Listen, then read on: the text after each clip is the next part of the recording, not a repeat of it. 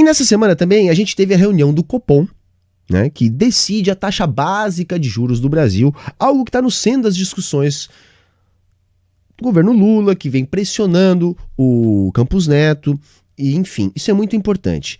E o Copom, não surpreendendo muito, decidiu manter a nossa taxa básica de juros a 13,75% ao ano, a maior taxa do mundo, diga-se de passagem.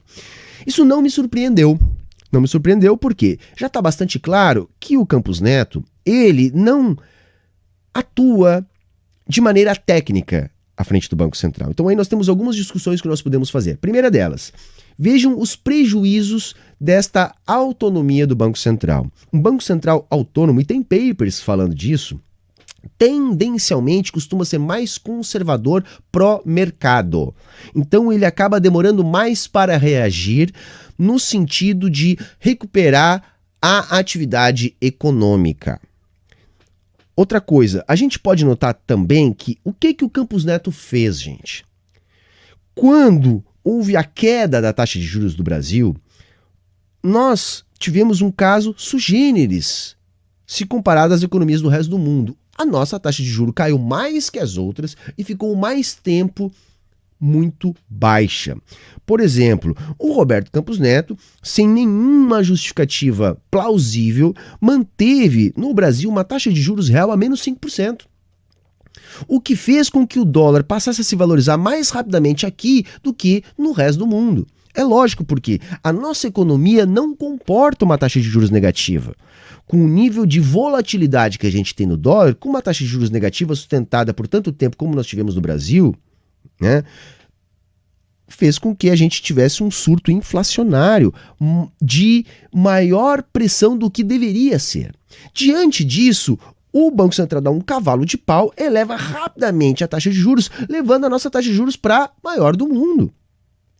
Portanto, não houve nenhum critério técnico para reduzir os juros a menos 5%, como não há um critério técnico agora para manter uma taxa de juros que vai estar batendo 10%, gente. Eu estou falando de uma taxa real de juros, tá? Tanto quando eu estava falando lá do menos 5%, quanto agora próxima de 10%.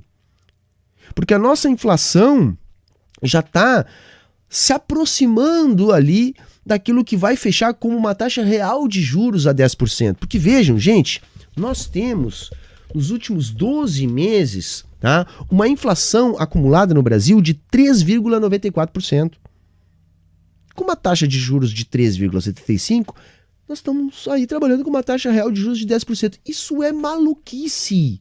Isso é bizarro. Olha só, eu coloquei aqui uma imagem que ajuda a entender um pouco da estupidez. Aí nós temos o G20 e a taxa de juros atualmente praticada nos países do G20. Então nós temos a maior taxa de juros no momento, é da Argentina, tá? Que daí com uma taxa de juros de 97% ao ano, uma taxa básica de juros de 97% ao ano, só que tem um porém. A inflação na Argentina está em 114%. De modo que a taxa de juros na Argentina ainda é negativa.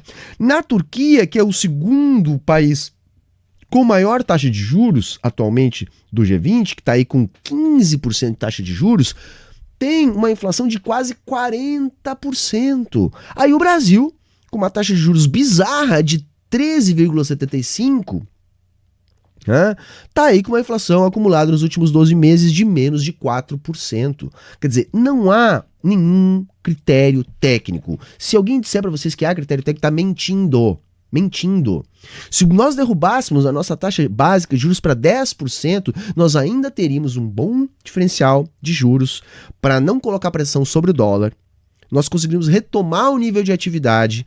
A gente já não tem mais grandes pressões internas inflacionárias, a gente tem PIB acima da expectativa do mercado, a gente tem inflação abaixo da expectativa de mercado, nunca entrou tanto dólar no Brasil como vem entrando neste ano, o Brasil batendo recordes. Então, a justificativa para a manutenção da taxa de juros é, primeiro, manter 50 reais.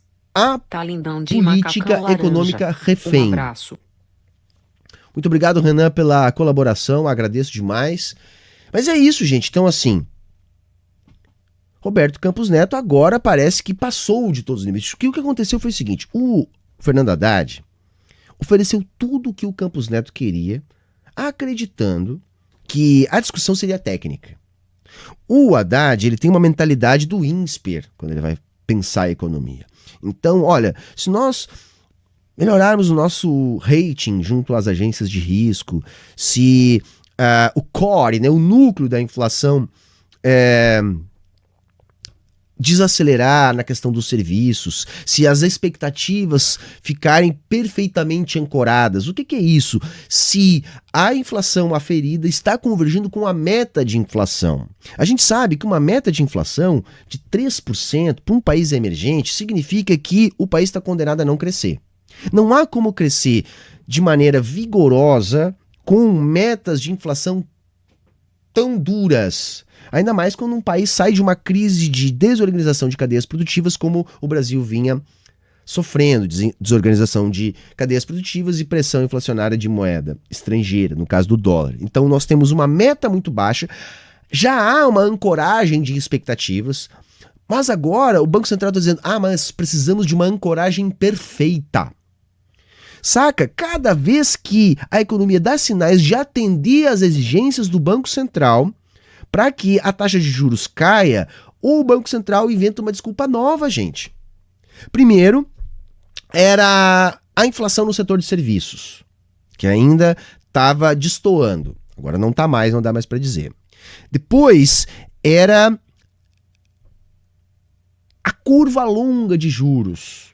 Já houve uma inversão, a ponta longa já está indicando juros menores do que o juro básico, da taxa básica de juros. Agora é a convergência perfeita da ancoragem das expectativas. Não basta estar próximo, não, tem que estar perfeito. Ou seja, nós tínhamos uma meta de inflação impraticável, mas é tão brutal a pressão que impede o desenvolvimento do nosso mercado interno por causa de juros muito altos, que nós já estamos conseguindo chegar cada vez mais perto de uma meta que não é boa.